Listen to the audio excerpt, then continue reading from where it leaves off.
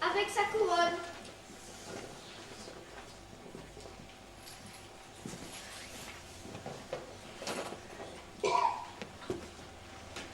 Le lendemain, le roi décide de changer les lois du royaume.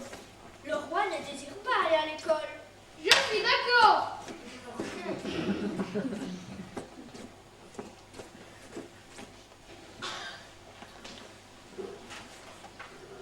Le roi veut ce vélo.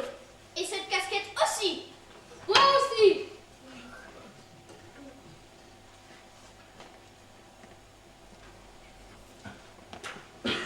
Le roi n'aime que le rose. Pas moi.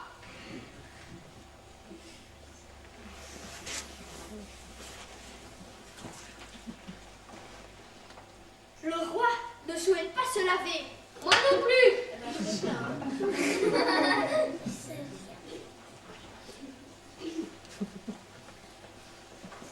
Le roi ne mange que du chocolat.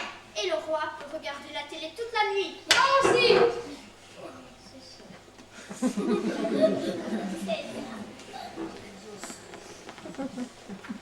File dans ta chambre. Personne ici ne veut d'un roi comme toi.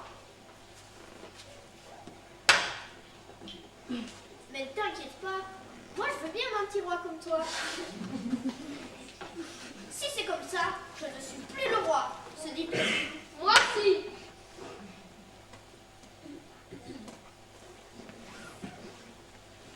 Voilà, maintenant j'ai lu ton livre. Tu vas aller faire dodo? Et le roi ne veut pas aller dormir. Bon d'accord, allez, encore 5 minutes. Hein. À 10h30, tu vas te coucher. Hein. D'accord.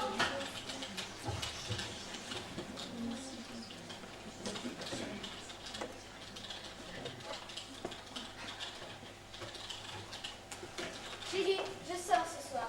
Tu n'oublies pas de mettre le petit au lit, hein? Oui. Dans 5 minutes, pas dans 2 heures.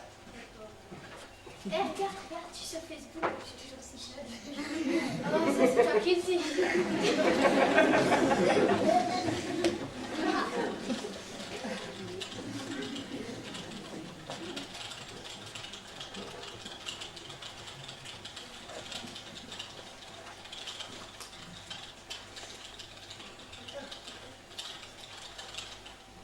Benjamin, tu es au lit? Dans 5 minutes. Bon, d'accord.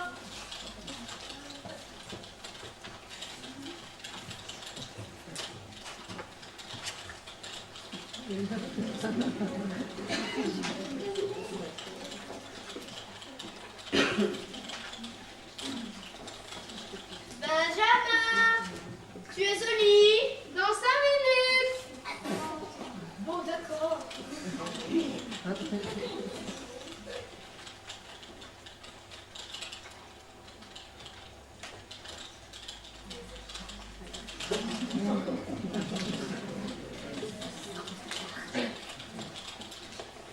Benjamin, tu es au lit?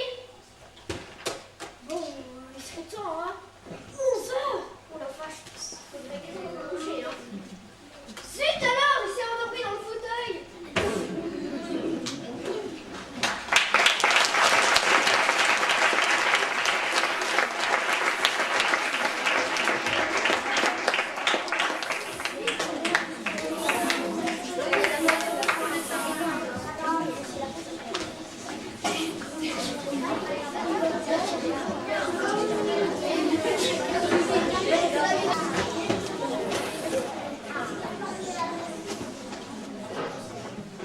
Bonjour mesdames et messieurs, bienvenue dans l'émission Ça se discute sur le thème de l'enfantoir.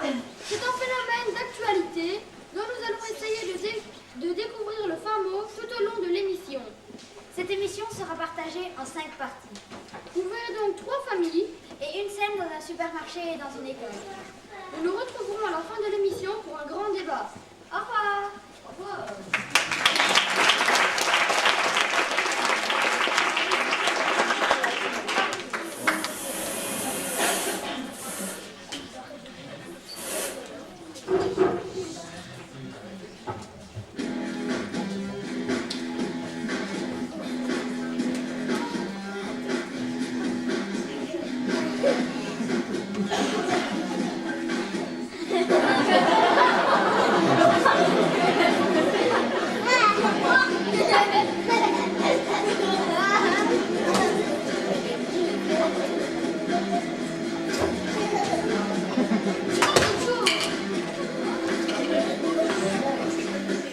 Pourquoi t'as éteint la musique? Tu as vu le bazar dans cette chambre?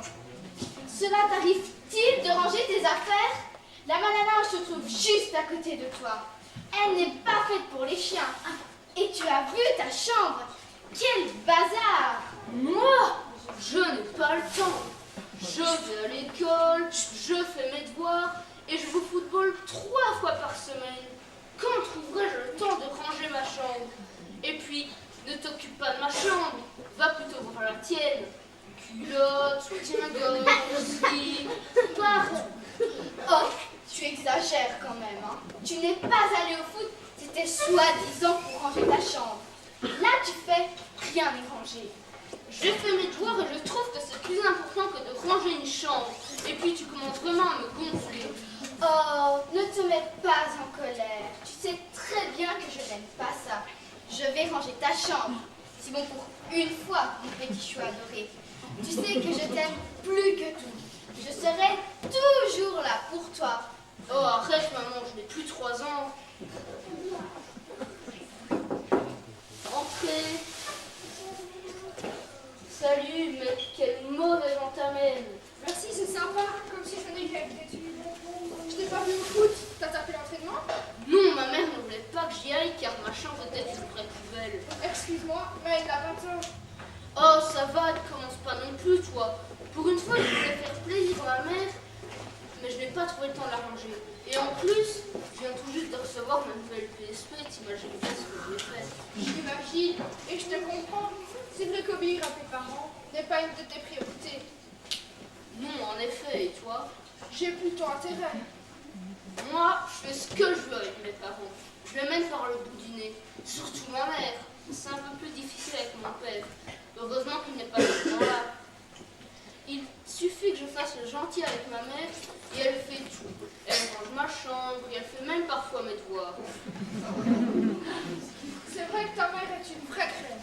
Elle est trop gentille, comme elle le dit si bien. Tu es le chouchou de sa vie. T'as trop de bol. Ton père aussi est cool, mais ça dépend des jours. Quand il est parti, on n'entend plus. Vu qu'il est toujours parti, on n'entend jamais. Et quand il est de retour à la maison, seule la cave à vin l'intéresse.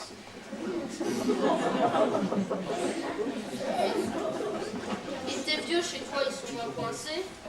Oh, les miens, ils sont derrière moi tout le temps. Ils disent que c'est pour mon bien. Wow, il est déjà 19h30. Il faut que je file. Sinon, je vais rater le dîner. Et j'aurai droit à une repas. Oh, je Et on joue samedi à 15h. Tu viens pas? C'est quand il tourne. pense que oui, je n'ai plus le courage de me coucher, je le ferai demain. A plus. À plus.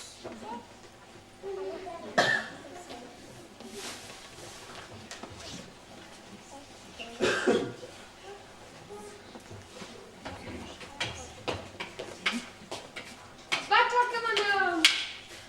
Comment veux-tu que je me batte comme un homme? Je suis une fille, idiot. T'es sûr? Oh, c'est drôle.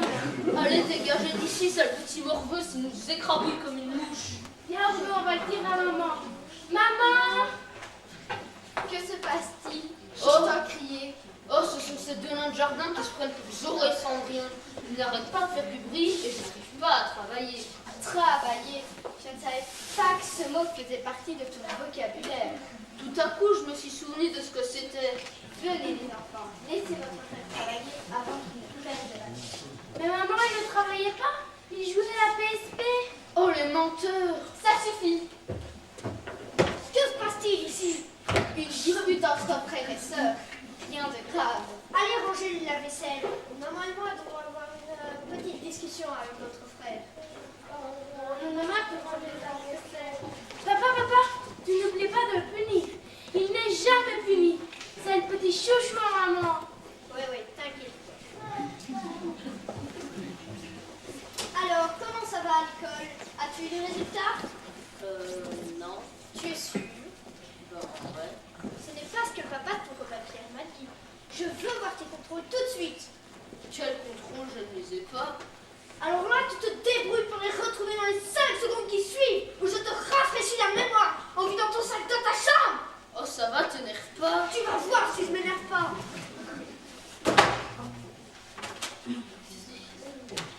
Tu as vu quel bazar dans cette femme? Elle devrait faire quelques centimètres d'épaisseur, et là, elle fait 10 centimètres.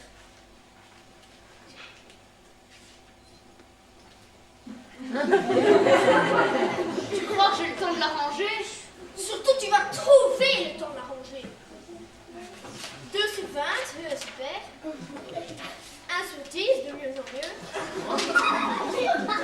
2 sur 10, magnifique. Tu dis qu'il travaille et il critique surtout la fainéantise. Bah, il me dit qu'il travaille. Je lui fais confiance. Et toi, comme une idiote, tu le crois. Je sais bien que c'est ton portrait craché. Ce n'est pas pour ça que tu dois laisser tout faire. Je pense qu'il a eu de la malchance. Mais je suis sûre qu'il te rattrapera au prochain bulletin. Et mon œil. Mais c'est une t'attendre vers la perfection. J'ai bien dit je veux, et non je voudrais une amélioration de ta part. Sinon plus de copains, ni de sortie à la maison. Oh, il est déjà 19h30. Il faut que nous ayons souper. Sinon, les petits iront se coucher trop tard et nous aurons du mal à les réveiller demain matin. Bon, ok, on en reste là. Mais demain je pars du mur, et dans quelques jours on en reparlera. Maintenant on va se lever.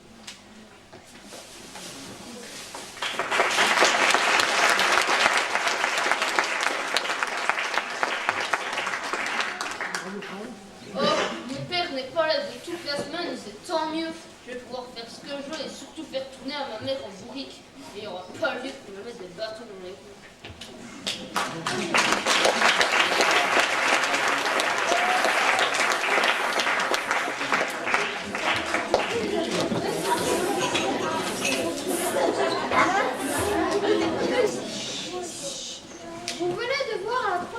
famille.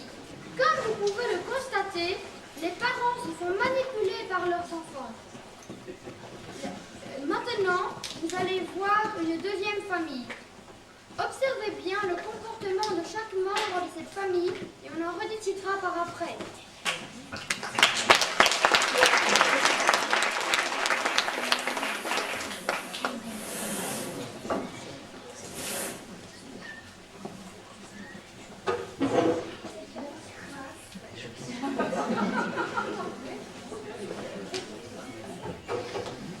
Bonjour maman. Bonjour Lucie, as-tu passé une bonne journée? Et ton contrôle d'histoire, ça a été? J'ai eu 9 sur 10 en histoire et 10 sur 10 en français. C'est très bien. Dommage que tu n'aies pas obtenu 10 sur 10 partout. Tu sais, certains élèves de la classe ont eu 6 sur 10. Tu sais très bien que les points des autres ne m'intéressent pas. Ce sont ceux de ma fille Lucie qui sont les plus importants. Je te promets que je ferai mieux la prochaine fois. C'est tout ce que je voulais entendre. Veux-tu que je t'aide à dresser la table? C'est une bonne idée.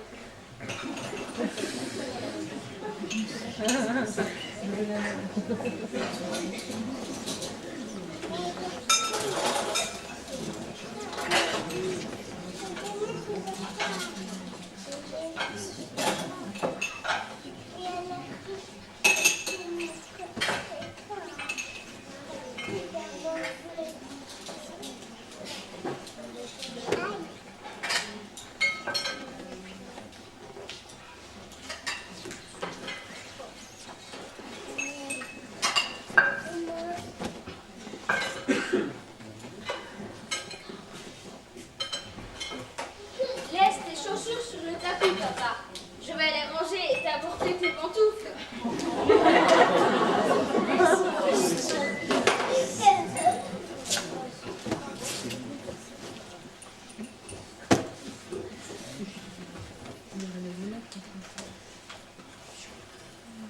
Oh, pardon.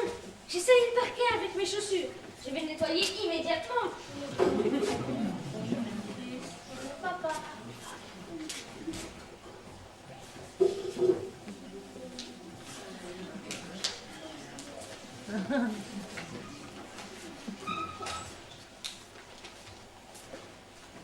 Bonjour maman, veux-tu que je t'aide? Non, mais peut-être que ta sœur oui. Veux-tu que je t'aide à mettre la table? Voyons, on ne dit pas mettre la table, mais dresser le couvert, monsieur. Oh ça va, tu as toujours raison. Hein.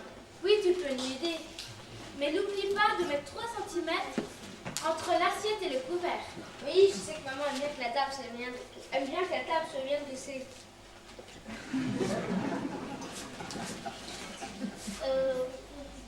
2,9 ça va encore. 4,7. C'est pas bon. 2,8, limite. Hein. Voilà. Oh, mais il ne faut quand même pas exagérer.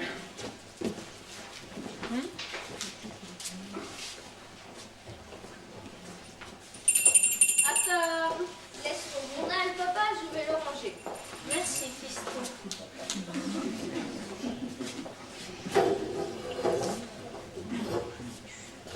Et toi, veux-tu réciter la prière de ce soir, s'il te plaît? Certainement, papa. Seigneur, nous te remercions et nous te rendons grâce pour ce repas. Amen.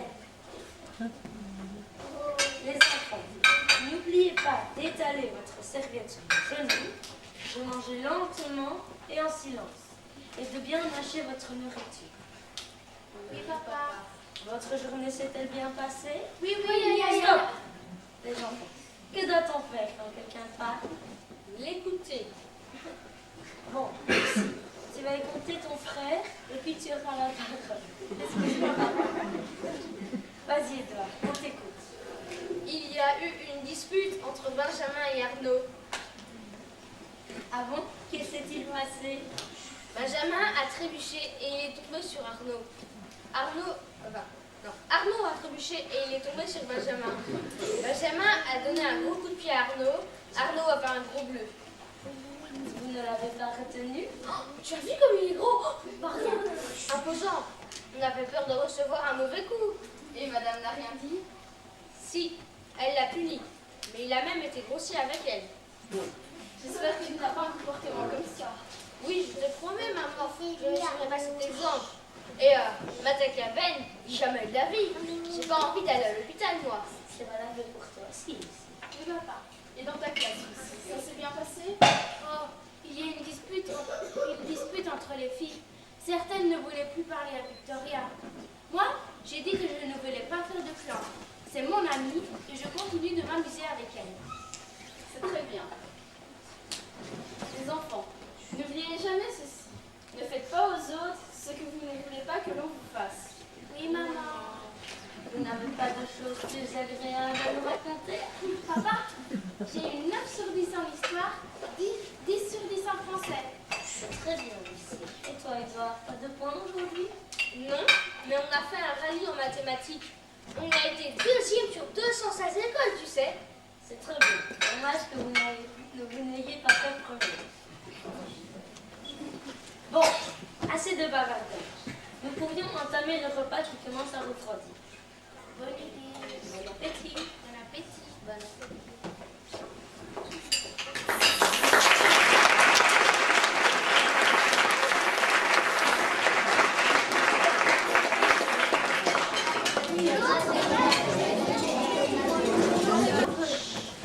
Savoir comment ils arrivent à un tel résultat.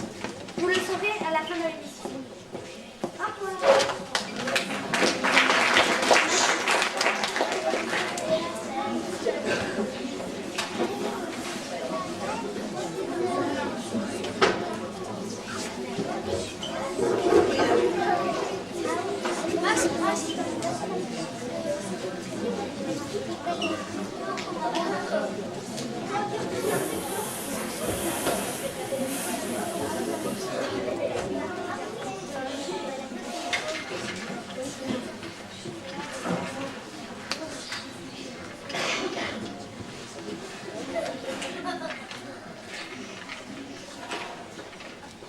Oh, qu'est-ce que je m'ennuie.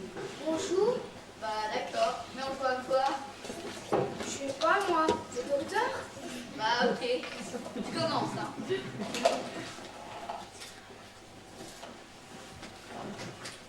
Ring, ring. Allô? Allô docteur? Oui. Mon meilleur ami s'est cassé une patte. J'arrive, où habitez-vous? Rue du Pachyderme numéro 16. Dans le 2 rue. Mais je me dépêche.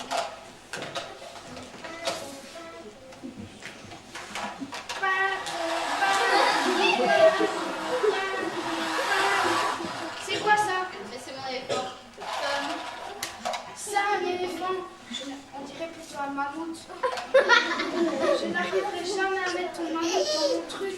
Et en plus, tu devrais plutôt commander une grue. Et en plus, moi je suis pas vétérinaire. Allez les enfants, aujourd'hui c'est vendredi soir, donc vous pouvez aller vous coucher plus tard. Vous pouvez regarder la télévision après le repas. Oh chouette, qu'est-ce qu'on peut regarder? Oh, un documentaire, super intéressant. Oh un documentaire, mais on en regarde tout le temps. On peut regarder les Simpsons? Oh non, pas les Simpsons. Vous savez bien que papa et moi, nous n'aimons pas que vous regardiez ce genre de dessin animé. Le langage et le comportement de nos personnages sont très vulgaires. Et nous ne voulons pas que vous preniez exemple sur eux. Oh. Eh, c'est pas un documentaire, c'est pas RTL, c'est les 50 ans des télébêtises. Mais non papa, c'est pas les télébêtises, c'est les télétubbies. Nous on aime les Télébêtises.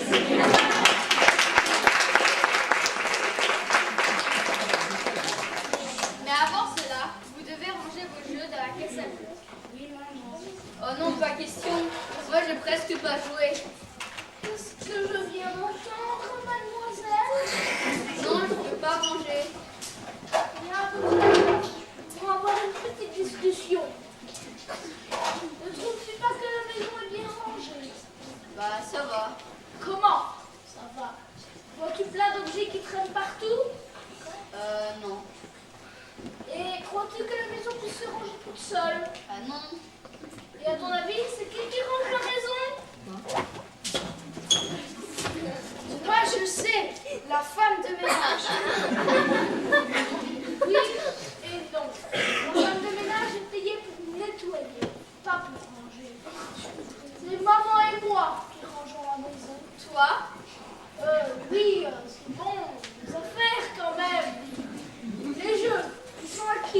tout le monde.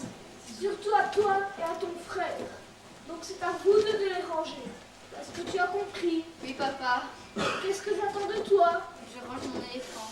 Oui, on va pouvoir devenir de très bons amis. Tu peux rejoindre ton frère. Toi, au moins, tu sais parler aux enfants. Moi, je me serais déjà énervé beaucoup trop vite. Nous sommes complémentaires, ma chérie. Les enfants ont besoin de limites, de certaines libertés, mais aussi des limites. Et ces limites, c'est nous qui devons leur imposer. Tu es adorable. Ah oui, je sais. Passons à table pour que tu deviennes rouge comme une actrice. Papa, tu sais ce que tu as dit à ma sœur? Je le savais, les filles sont bêtes. C'est bien ce que tu m'as dit. Je ne pense pas que ta sœur soit bête, ni qu'elle l'ait oublié. Elle essaye juste de passer entre les mailles du filet. Bon, tu m'expliqueras ce que ça veut dire. Ouais, après, allons manger. Maman nous attend.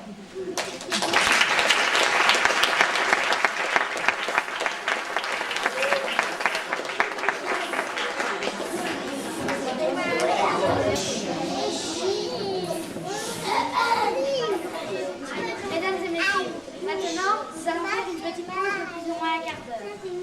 Profitez-en pour vous dégourdir les jambes, pour boire un coup, et aussi éventuellement aller au petit coin. Nous nous retrouverons après cette page publicité, mais surtout, ne tapez pas.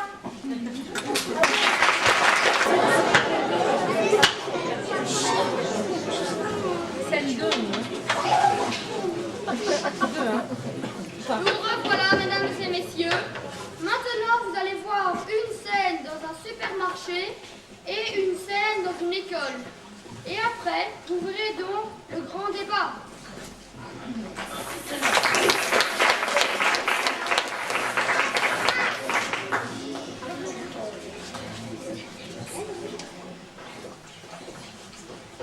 Asseyez-vous, les enfants.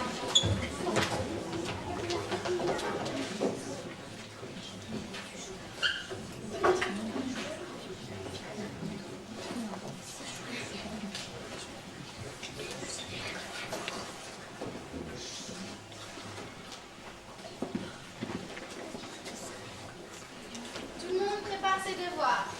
Julien, assieds-toi.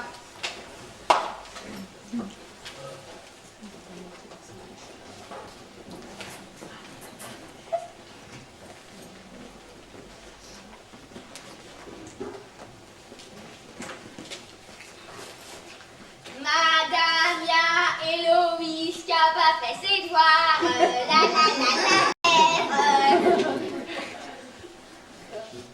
Comme d'hab. Pourquoi n'as-tu pas fait tes devoirs, Héloïse? Ben, je les ai faits, mais mon chien les a mangés. Madame, je vais souvent chez Héloïse.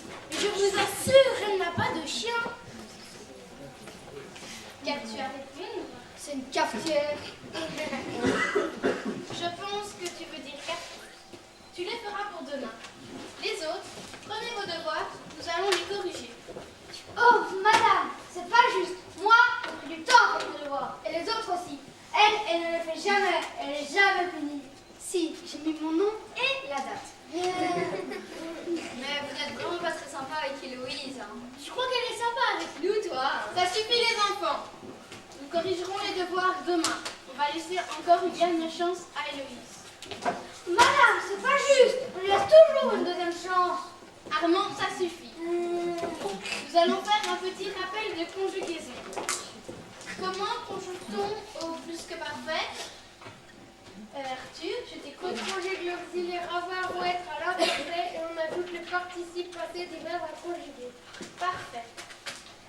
Vous pouvez me donner un exemple? Oui. C'est facile, madame. J'ai mangé une tartine. Non, on dit jamais manger une tartine. Et madame, regardez Héloïse, on devrait dire que je mange des chips. Que fais-tu, Héloïse? Ça se voit. On mange. Tu manges? Crois-tu que l'on peut manger en classe? Oui, parce que j'ai faim. Puis on laisse pas un enfant mourir de faim dans le monde. Et encore, chez moi, je mange quand je veux. Le problème, c'est que tu n'es pas chez toi. Ici, on respecte certaines règles, c'est valable pour toi ainsi que pour les autres élèves. Range immédiatement ce paquet de chips. Seulement quand je l'aurai fini. Donne-moi ton paquet avant que je m'énerve. Ok. Salut Paprika. À mon avis, ça risque d'être salé. Les autres, vous pouvez sortir.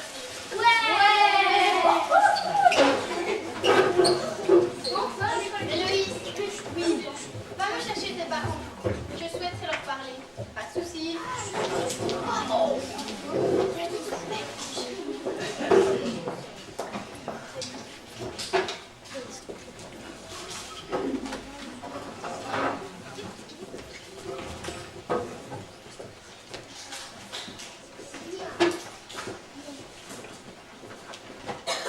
Bonjour. Héloïse m'a dit que vous souhaitiez me parler.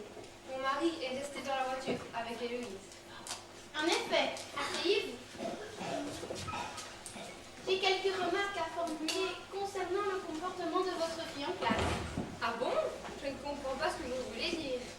Ses devoirs ne sont jamais faits. Vous êtes sûr? Je lui demande tous les soirs si elle a fait ses devoirs. Et elle me répond toujours oui. Ses feuilles ne sont jamais complétées.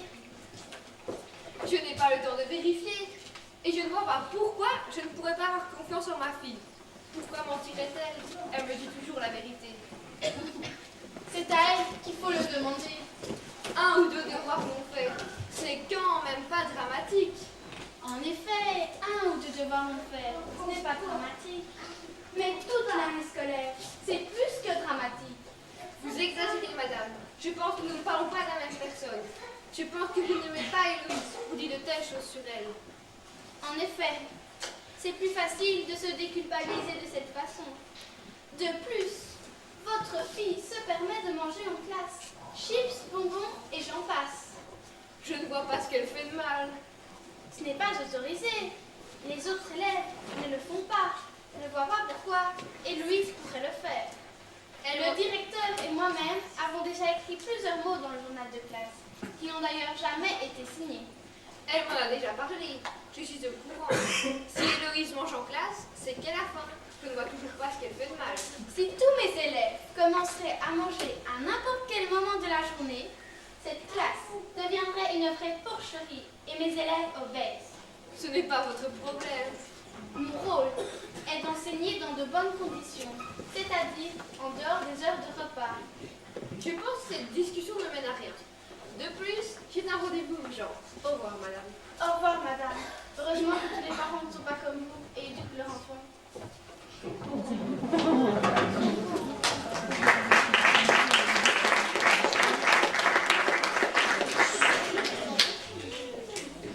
Bonjour Madame Dufour, voici Monsieur l'inspecteur. J'ai entendu quelques brides de votre conversation avec Madame Rossignol. Y a-t-il un problème? Madame interdit à ma fille Héloïse de manger en classe alors qu'elle a faim et prétend qu'elle ne fait pas ses devoirs. En effet, elle m'a déjà entretenu de ces deux problèmes. Je l'ai écrit un mot dans le journal de classe. Les avez-vous signés? Je les ai lus, mais apposer ma signature voudrait dire que je suis d'accord. Or, ce n'est pas le cas. Madame, vous devez savoir que lorsque vous avez inscrit votre fille dans cette école, vous adhérez automatiquement au règlement, à savoir respecter son enseignant, ne pas lui répondre, ne pas manger en classe. C'est interdit. Les récréations sont prévues pour cela et la journée scolaire est rythmée par des moments de pause et de travail définis pour tous. Je trouve que vous exagérez tous. Madame, je ne pense pas que nous exagérons. Si Madame Rossignol se plaint du comportement de votre fille, cela veut dire que c'est justifié. J'ai l'impression qu'on en veut à ma fille. Puis-je ajouter quelques mots, s'il vous plaît? Oui, bien sûr. Aucun enseignant ne fait de remarques gratuitement, ni n'en veut à un enfant. Héloïse ne peut pas manger en classe. C'est interdit. Vous imagineriez la porcherie si tous les enfants mangeaient à n'importe quel moment de la journée. Je ne vois même pas comment Madame Rossignol pourrait donner cours. Il s'agit ici de règles basiques pour vivre ensemble. Si vous et votre fille n'acceptez pas le règlement de cette école, vous pouvez aller inscrire Héloïse dans une autre école. Mais vous devez savoir que chaque école a son propre règlement et auquel vous devrez vous adhérer. Vous Vous avez peut-être raison. Je vais y réfléchir. Maintenant, je dois partir. Au revoir. Au revoir, Madame Dufour. Nous souhaitons ce qu'il y a de mieux pour votre fille. Nous espérons que tout rentre dans l'ordre dès demain. Au revoir. Merci, monsieur l'inspecteur et madame la directrice, pour cette petite mise au point. Nous ne faisons que notre rôle, madame. Au revoir.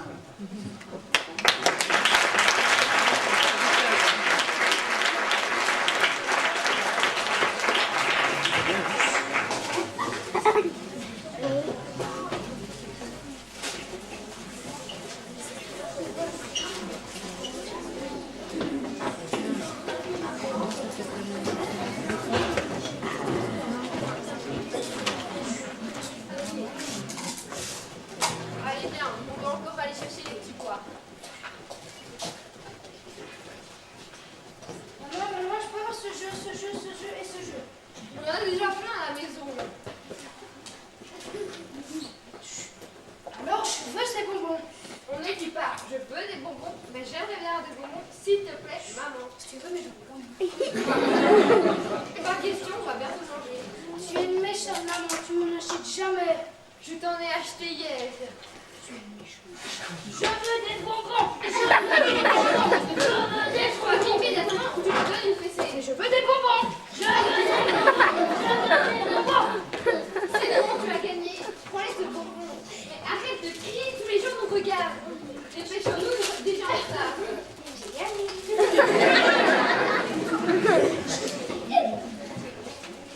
Quelle époque, mes amis! J'aurais fait une crise pareille. En 1960, mes parents m'auraient donné une fessée carabinée. Et je n'aurais plus jamais osé recommencer. Maintenant, ce sont les enfants qui font tourner les parents en bourrique. Je ne comprends pas, nous sommes toujours les mêmes, parents comme enfants. Et ce depuis qu'on existe. Que s'est-il passé pour en arriver là?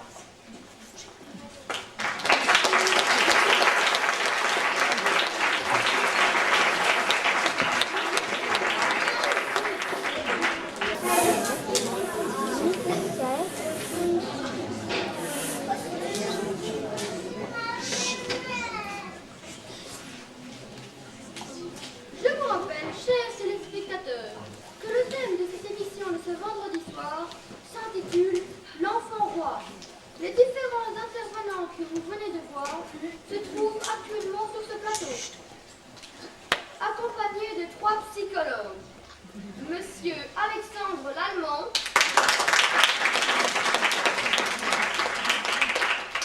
Madame Laure Malo et Monsieur José Garcio.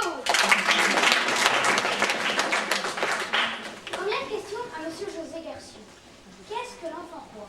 Pouvez-vous nous expliquer, en quelques mots, la signification de ces mots? Un enfant est considéré trop tôt comme adulte. Il est au centre de la famille. Il en est le nombril. Il est surinvesti par ses parents qui lui passent tout, réalise tous ses rêves, tous ses désirs.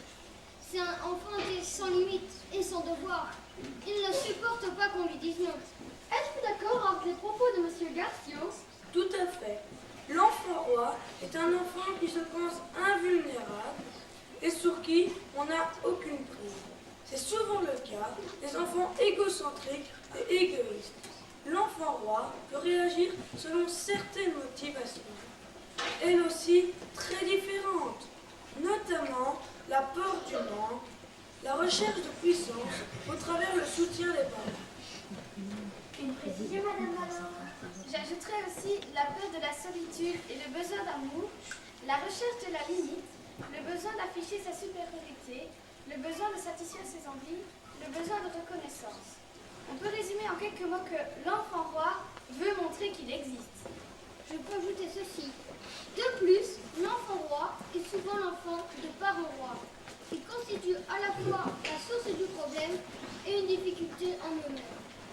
Si je résume ce que vous venez de dire, l'enfant roi a besoin de limites.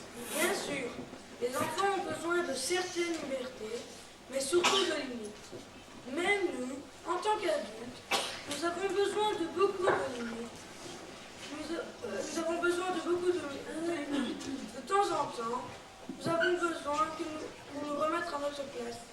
Tout être humain, qu'il soit petit ou grand, essaye toujours de dépasser les limites imposées. Quel genre de limite devrait avoir un enfant? Ranger la chambre, faire les devoirs, ne pas râler, être poli, passer l'aspirateur de temps en temps. Tout ça, c'est l'éducation. C'est les parents qui doivent éduquer leurs enfants. Oui, en effet, c'est le rôle des parents. Notre société ne laisse peut-être plus le temps aux parents d'éduquer les enfants, de les surveiller de près. Certains parents préfèrent même baisser les bras et laisser l'école se charger de ça, alors que ce n'est pas le rôle de l'école. Madame Rossini, l'enseignant c'est nier et les parents doivent éduquer. Êtes-vous d'accord avec cette propos? Tout à fait. Le rôle de l'enseignante n'est pas d'éduquer, mais d'enseigner. Malheureusement, à l'heure actuelle, un enseignant passe autant de temps à enseigner qu'à éduquer. Vous savez, c'est fatigant de répéter plusieurs fois par jour. Écoute la leçon, arrête de répondre, assieds-toi convenablement sur ta chaise, écoute les autres, c'est pénible. Heureusement, ce n'est pas le cas pour tous les élèves. Vous savez, c'est agréable pour un enseignant de voir les progrès accomplis par ses élèves tout au long de l'année. J'ajoute un commentaire. Oui, bien sûr. Il ne faut pas oublier ceci. L'enseignante doit enseigner et les parents doivent éduquer et chacun doit garder son rôle. Et je pense que notre société s'en portera beaucoup mieux. C'est exactement ce que j'ai voulu dire. Ok, nous avons bien compris le message. Dans le reportage, on a pu voir et on vole qu'il n'avait pas beaucoup de limites. Sais-tu ce que ce mot signifie? Dans ma famille, ce mot n'avait presque pas de signification. Mais quand j'allais dans la famille de mon copain Nicolas, je savais ce que ce mot voulait dire. Aurais-tu aimé avoir des limites? Au début, c'était chouette. Je pouvais tout faire. Même mes copains étaient jaloux de moi. Mais par après, c'était moins amusant. Ah oui? Et pourquoi? Pour finir, ça m'amusait plus. Je pouvais tout faire. Je ne dérangeais plus personne. J'allais toujours revenu. J'étais considérée comme le cancre de la classe. Si mes parents m'auraient imposé des limites, j'aurais peut-être pu travailler. Maintenant, je le regrette. Merci Léopold. On va voir si tes parents sont d'accord avec tes propos. C'est vrai que je lui ai laissé trop de liberté. Mon mari étant souvent absent à cause de son travail, j'avais du mal à dialoguer avec Léopold, à trouver les mots pour discuter avec lui, à lui tenir tête. Souvent, je baissais les bras. C'est plus facile pour moi et ça me permettait d'avoir un bon contact avec mon fils puisque je les laissais tout faire. En se comportant ainsi, voulait-il peut-être me faire payer l'absence de son père? Peut-être, je ne sais pas. Faut demander à Léopold. Léopold, quelle est votre réponse? Pas consciemment, mais peut-être inconsciemment. C'est sûr que j'aurais préféré que mon papa soit plus souvent là et que je lui profitais de son absence et de la faiblesse de ma maman pour faire ce que j'avais envie. Je savais bien que j'exagérais, mais j'ai quand même continué. Et toi, Héloïse, aurais-tu aimé que tes parents te donnent des limites? Non, je me sens bien comme ça. Le fait de ne pas avoir d'amis ne m'a pas dérangée. J'ai passé beaucoup de temps avec ma famille. Madame, vous êtes la main de Dieu. Avez-vous accepté le règlement de l'école ou avez-vous changé votre idée? J'ai bien pris le temps de réfléchir. J'en ai aussi discuté avec Héloïse. Elle voulait rester dans son école. Nous avons toutes les deux été dialoguer avec Madame Rossignol. Nous avons compris beaucoup de choses. Madame Rossignol nous a ouvert les yeux. À l'école, tu as eu des limites. Cela ne t'a pas trop dérangé? Si, au début, c'était très difficile. Comme je voulais rester dans mon école, j'ai dû me résoudre à accepter le règlement. Je n'ai pas eu le choix. Merci. Votre enfant vous demande des bonbons. Vous lui résistez? Mais pourquoi lui cédez-vous à la fin? Au début, j'avais vraiment la ferme intention de lui tenir tête. Pourquoi leur céder? Simplement, j'ai eu peur du regard des autres gens qui n'arrêtaient pas d'observer la scène. J'étais gênée. J'ai cédé et paniqué. J'ai cédé à mon fils. Je savais très bien que ce n'était pas le bon choix. Je ne savais pas qu'éduquer était si difficile. Vous auriez donné le fesseur à votre enfant. Vous l'avez dit, mais vous ne l'avez pas fait. Et il a profité de votre faiblesse. Et oui, éduquer est très difficile. Malheureusement, il n'existe aucune école pour vous former. C'est peut-être le métier le plus dur au monde, mais nous n'avons aucune formation. Vous avez tout à fait raison, madame, alors. Nous allons passer à la deuxième famille. Le fait que vos parents vous aient mis des limites vous a permis à vous épanouir? Oui, je pense que chaque enfant a besoin de limites. On essaye toujours de les repousser. Mais à un moment donné, chaque parent doit savoir dire stop. Moi, par contre, j'aurais préféré pouvoir m'exprimer un peu plus. Dans ma famille, j'avais l'impression qu'on n'avait pas le droit à la parole. On devait juste obéir, c'est tout. Oh, tu exagères. Vous êtes d'accord avec ce que vient de dire? Non, je ne pense pas que nos enfants aient une enfance malheureuse. Je reconnais qu'ils ont été élevés à la dure, mais moi aussi, mes parents m'ont élevé comme ça et je n'en ai pas souffert. Comment, maman? On a essayé d'éduquer nos enfants au mieux qu'on pouvait. On avait certaines règles à la maison, il fallait les respecter. Ça fait aussi partie de la vie. Par rapport à certains parents, on savait dire non à nos enfants quand il le fallait. On recevait des compliments sur leur comportement, que ce soit à l'école ou ailleurs. Et ce n'est pas facile de dire non, de tenir tête aux enfants. Pour avoir la paix, on préfère leur donner ce qu'ils ont envie. Les enfants arrivent toujours à nous avoir à la langue. Malheureusement, vous avez entièrement raison. Je tente souvent de tenir tête, mais parfois je cède tellement j'en ai marre. Je n'ai pas honte de le dire. Et dans votre famille, avait-on le droit de s'exprimer? Oui, je n'ai pas le souvenir que je ne pouvais pas m'exprimer. Quand j'étais punie, je savais très bien pourquoi. Je n'ai jamais été punie injustement, ni à l'école, ni à la maison. Es-tu d'accord avec ce que ta soeur vient de dire? Oui, je trouve ça bien que mes parents m'aient imposé des limites, car quand j'étais chez certains copains, j'étais gênée de pouvoir en profiter, car je savais que je ne ferais pas tout cela à la maison.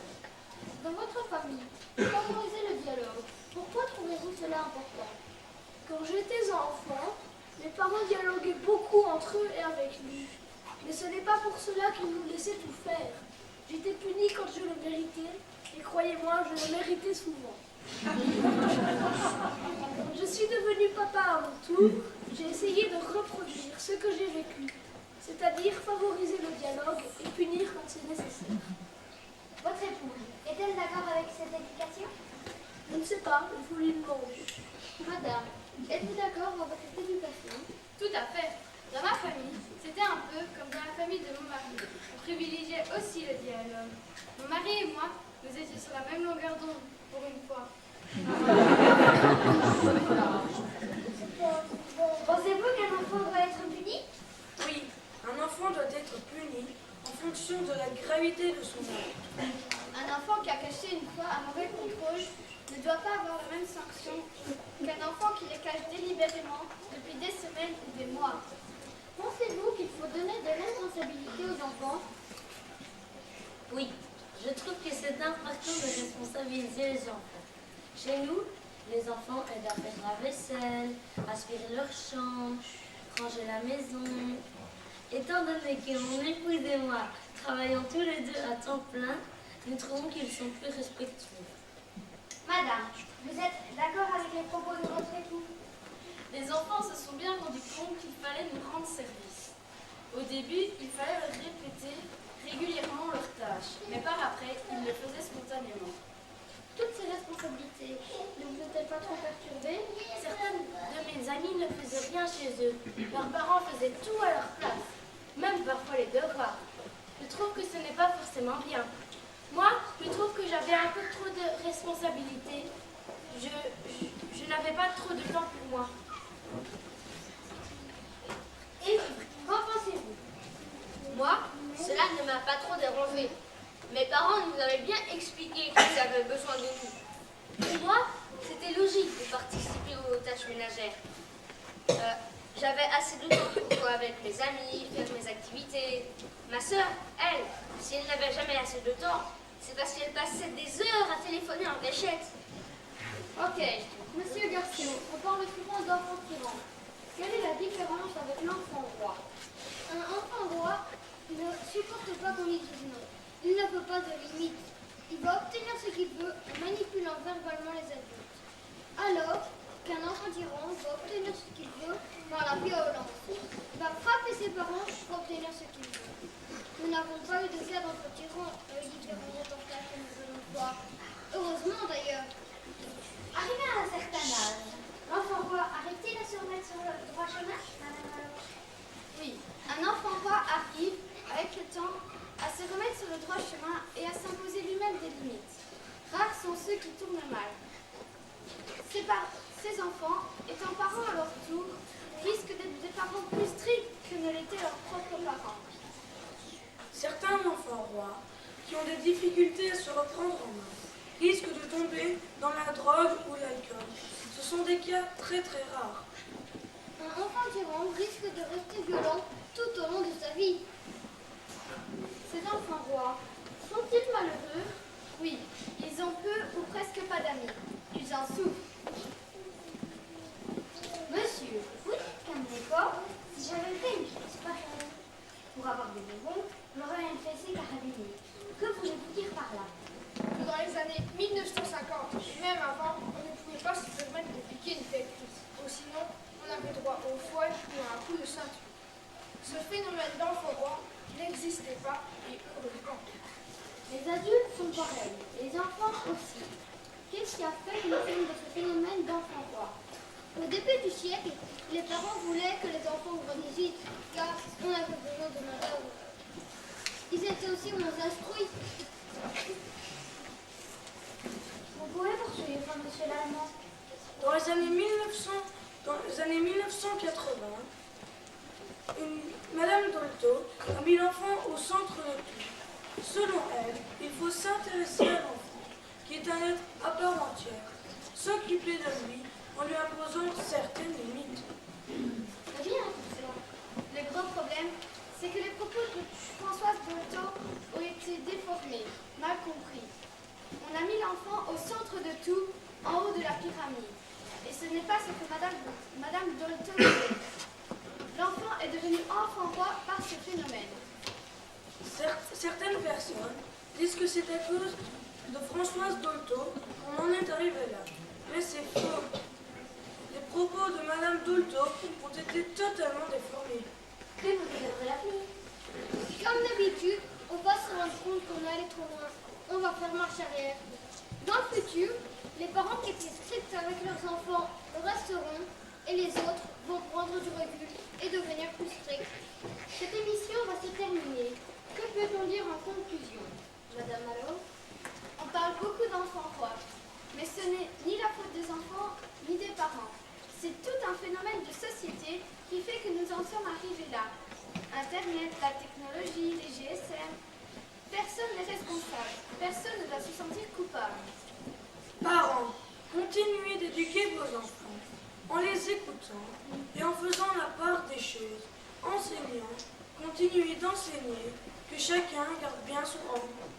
Sur ces bonnes paroles, nous clôturons notre émission. Rendez-vous la semaine prochaine pour une autre émission sur la chirurgie esthétique.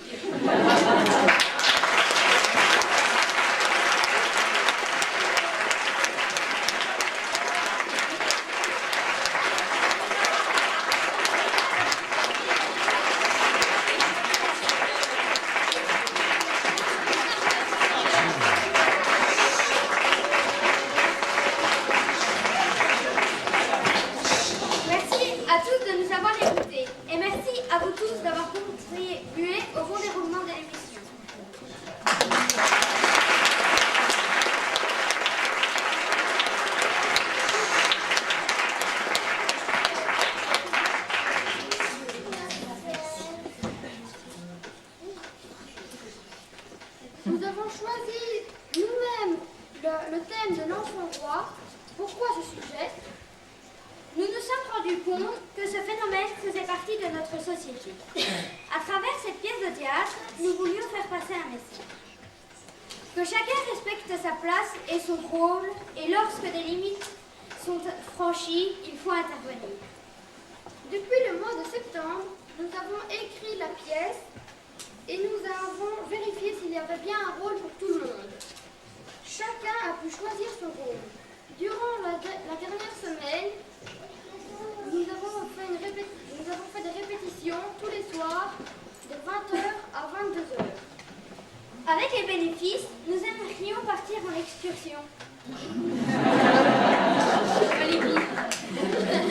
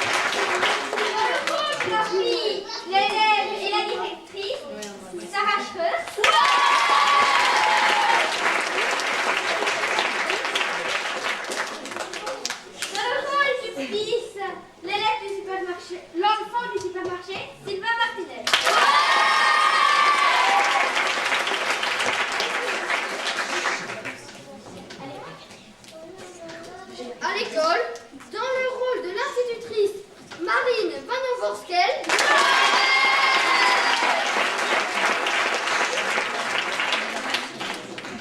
dans le rôle d'Héloïse Mathilde van der Weyen,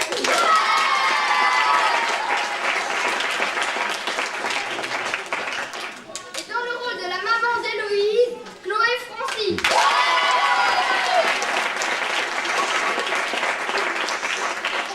Dans le rôle de psychologue, Laure Malor, alias Charlotte Florin.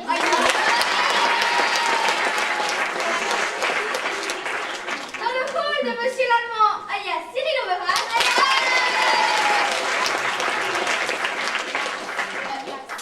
Dans le rôle de Monsieur José Garcio, Jonathan Collet.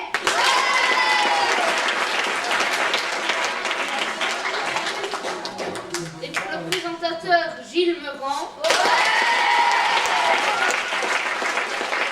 Présentateur Thomas Hasselborn.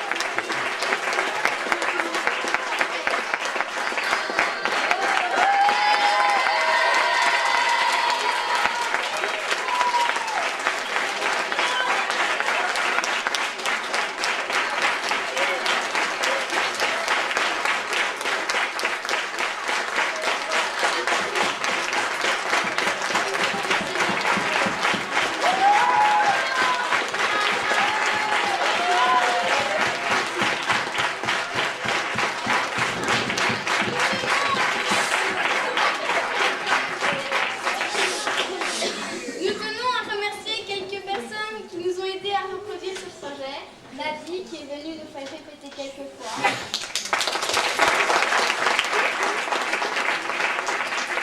Isabelle Cousin, psychologue, d'être venue nous expliquer ce qu'était l'enfant roi.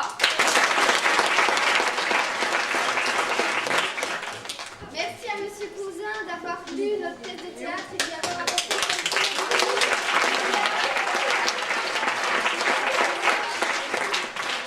Merci à la maman d'Axel d'avoir inventé les invitations.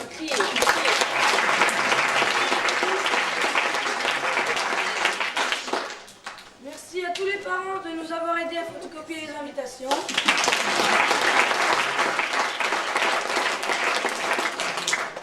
Merci à tous les parents d'être venus.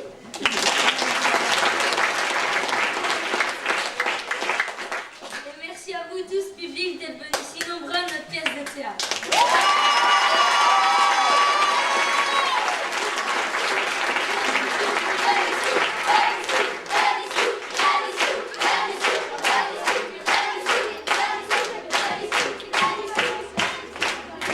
Voilà, cette dernière représentation clôture 3 jours intense. Voilà, content, un peu nostalgique. Mais je voudrais que vous applaudissiez encore une fois les enfants. Bravo et bravo et bravo, vous avez super bien joué durant ces 3 jours.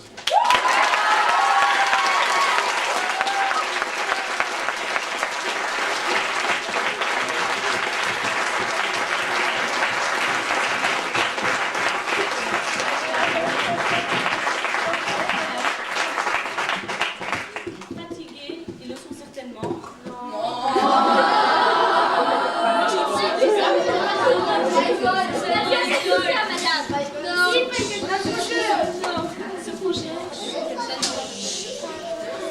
Ce projet a démarré en septembre, quand les enfants sont arrivés en 6e. Madame, on a envie de sortir du 6e en effaçant une étiquette qu'on porte sur nous. On est dans une classe qui bouge beaucoup. Donc j'ai dit d'accord, moi je peux vous aider, mais moi je ne peux pas le faire. D'accord, je vais vous donner les moyens. Donc c'est à vous de mener ce projet, du début jusqu'à la fin. Et je pense qu'ils ont démarré en septembre, ils ont bien été jusqu'au bout, 7 mois de travail intense, et je pense qu'ils l'ont réussi avec professionnalisme. Bravo.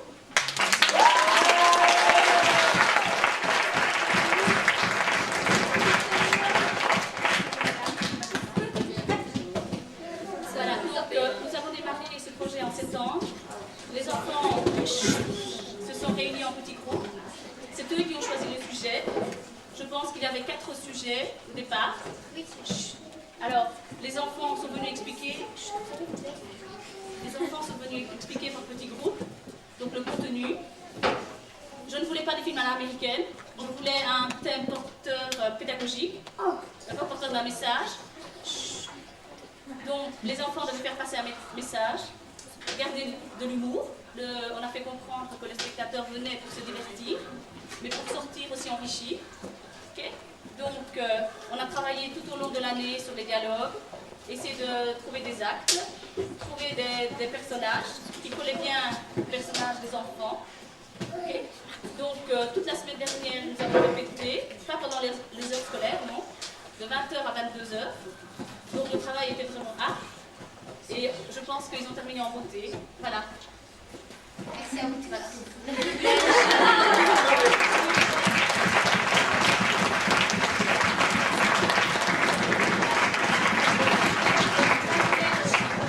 Je voulais remercier quelques personnes. Je voulais remercier mes collègues qui sont venus voir les enfants. Ils les ont connus depuis qu'ils étaient tout petits. Pour eux, ils doivent avoir une larme aux yeux de les voir évoluer ainsi. D'accord. Je voulais remercier M. Ney aussi, qui est venu. Et je tiens à remercier mes anciens élèves. Ça m'a vraiment fait plaisir de les voir. Si vous avez l'occasion de les voir, vous pouvez leur dire. Franchement, j'aurais dit, mais si j'en oublie quelques-uns. Donc ça fait plaisir pour un enseignant de revoir ses anciens élèves qui reviennent dans l'école. Parce que quelque part, ils y étaient bien. Alors, je tiens aussi à remercier toutes les personnes qui ont été citées ici. Je tiens à remercier aussi les parents de la classe. Ils se sont investis, ils ont participé aux tâches. Et c'est important d'avoir leur soutien.